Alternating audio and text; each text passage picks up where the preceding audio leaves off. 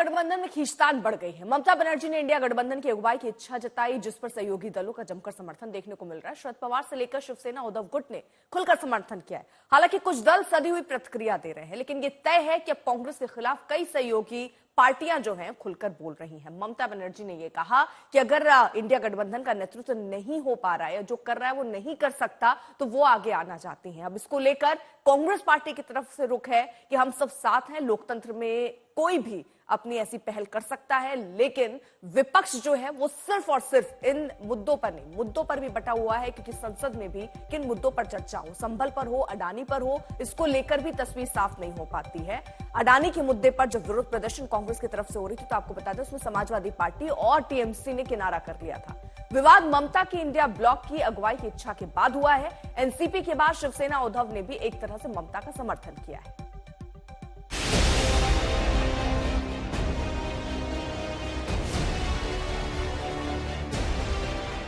हरियाणा और महाराष्ट्र की करारी हार के बाद से इंडिया गठबंधन दरार लगातार चौड़ी होती जा रही है और सबसे बड़ी चोट इंडिया गठबंधन को पहुंची है ममता बनर्जी की उस दावे के बाद, जिसमें उन्होंने इंडिया गठबंधन की अगुवाई करने का दावा ठोक दिया है।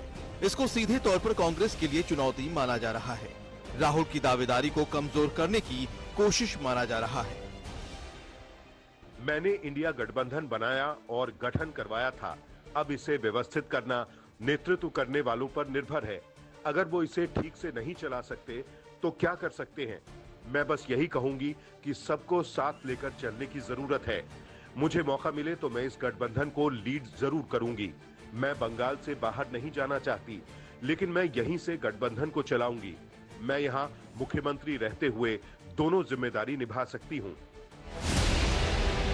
बड़ी बात यह है कि इंडिया गठबंधन के कुछ दल जहां अभी फैसला करने में जल्दबाजी नहीं दिखा रहे, तो कुछ दलों ने दो टूक ममता का समर्थन कर दिया है।